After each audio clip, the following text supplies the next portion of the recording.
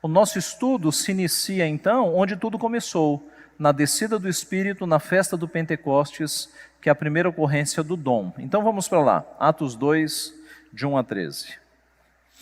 Atos 2, de 1 a 13. Muito bem. Então vamos aqui ao texto. Primeiro, cumpre-se o dia de Pentecostes, que era uma festa de 50 dias, né? no dia 50 era celebrado. Estavam todos reunidos no mesmo lugar. Note, não diz que eles estavam orando, tá? Não diz que eles estavam orando.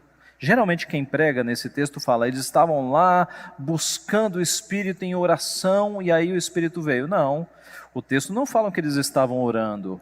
Se eles estivessem orando, Lucas teria registrado, tá? Ele não teria esquecido esse detalhe. Estavam reunidos no mesmo lugar. De repente, o que vem? Vem um som. Como é que é esse som?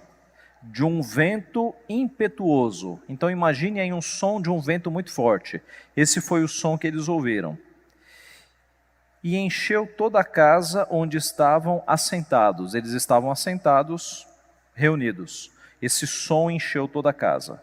De repente apareceram, distribuídas entre eles, línguas como de fogo, e pousou uma sobre cada um deles. Imagine aí linguetas de fogo, línguas de fogo. Essas línguas apareceram no ambiente e elas pousaram na cabeça das pessoas. Todos ficaram cheios do Espírito Santo e passaram a falar em outras línguas, segundo o Espírito lhes concedia que falassem. Então, onde pousaram essas línguas, essas pessoas começaram a falar em outras línguas. Essas línguas vão aparecer aqui. Que tipo de língua é essa? Ora, estavam habitando em Jerusalém judeus, homens piedosos, vindos de todas as nações debaixo do céu. Vindos de todas as nações debaixo do céu. Você tem no Pentecostes uma Babel invertida. Na Babel era uma língua que virou várias. No Pentecostes, você tem todas as nações debaixo do céu reunidas, várias línguas, e é como que se tornasse uma só. Porque a pregação das maravilhas de Deus se fez perceptível no ouvido de todas as pessoas. Quando, pois, se fez ouvir aquela voz, afluiu a multidão que se possuiu de perplexidade, porquanto cada um os ouvia falar na sua própria língua. Então veja, os crentes estavam reunidos no mesmo lugar, som impetuoso, linguetas de fogo baixando na cabeça, cada um começa a falar, começa a pregar o evangelho na sua própria língua, no seu próprio idioma. Isso faz um barulho.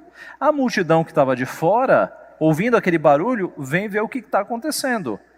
E diz o texto, verso 6, que eles ficaram perplexos, porquanto cada um os ouvia falar na sua própria língua. E eles dizem, estavam pois atônitos e se admiraram, dizendo, vede, não são porventura galileus todos esses que aí estão falando? Na palavra Galileu, há um peso de simplicidade. Esse pessoal aí é tudo inculto, é tudo Galileu.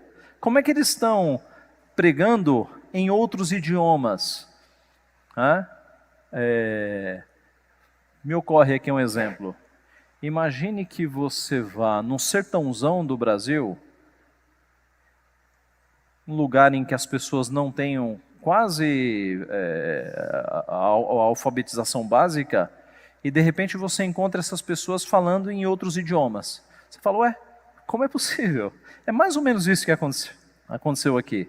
Galileus, que viviam da pesca, na sua maioria, por causa do Mar da Galileia, falando outros idiomas, como diz aqui o texto, verso 8, como os ouvimos falar, cada um em nossa própria língua materna. É o pessoal das outras nações que está dizendo, como é que eles estão pregando na nossa língua materna? A língua materna, meus irmãos, é idioma. Não são esses fonemas falados nessas igrejas, não, tá? Aí vem a relação das nações. Somos partos, medos, elamitas, naturais da Mesopotâmia, Judéia, Capadócia, Ponto, Ásia, Frígia, Panfilha, Egito, regiões da Líbia, Cirene, romanos que aqui residem, tanto judeus como prosélitos, cretenses e arábios, como os ouvimos falar em nossas próprias línguas as grandezas de Deus. Eles estavam ouvindo as grandezas de Deus na sua própria língua materna. Esse é o dom de línguas, meus irmãos. É um dom idiomático, é um dom para a pregação do Evangelho. Todos atônitos e perplexos interpelavam uns aos outros, dizendo que quer isto dizer? Outros, porém, zombando, diziam, estão bêbados. É aí que Pedro se levanta e diz, varões galileus, estes homens não estão bêbados, sendo esta a 3ª hora do dia, 9 horas da manhã.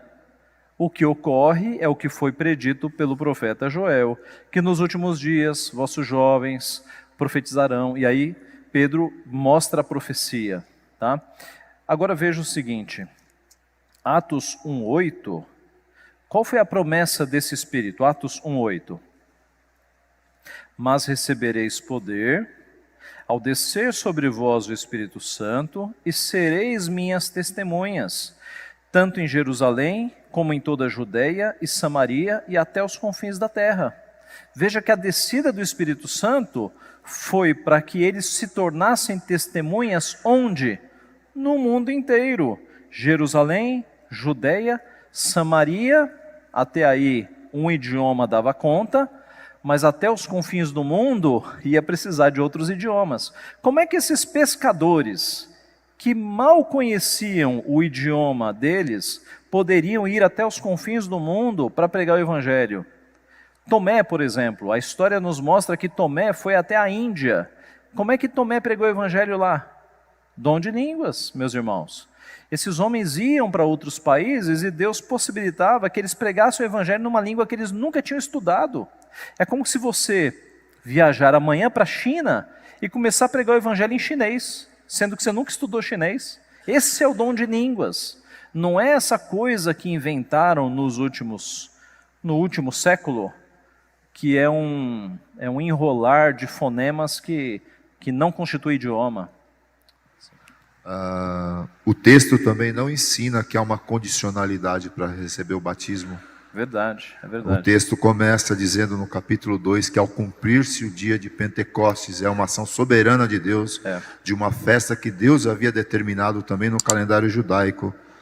E também esse batismo, ele é dito por Lucas, escrito por Lucas, se refere ao batismo como a promessa do Pai, nos versículos 4 e 5, no capítulo 24, no versículo 49, e Pedro, quando ele prega o Evangelho, porque depois Pedro começa a explicar, e ele prega o Evangelho, ele fala que é um dom.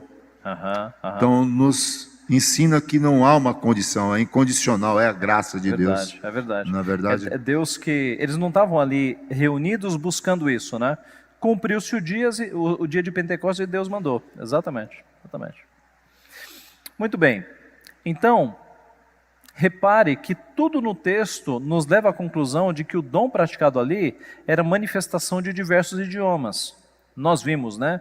Verso 4, dizendo outras línguas, verso 6, própria língua, e verso 8, própria língua materna. E observe que a mensagem transmitida por meio do dom foi entendida por todos os estrangeiros que lá estavam. Hoje, quando você entra numa igreja pentecostal e escuta aquele enrolado de língua, você entende alguma coisa? Os judeus que estavam ali, quando eles tiveram acesso ao dom de línguas, eles entenderam a mensagem. Porque quem falava árabe, escutou o evangelho sendo pregado em árabe. Quem era romano, que tinha o latim como uma língua, escutou o evangelho sendo pregado em latim, e assim por diante. Cada um ouviu o evangelho sendo pregado no seu próprio idioma. Por isso que o dom se chama dom de línguas.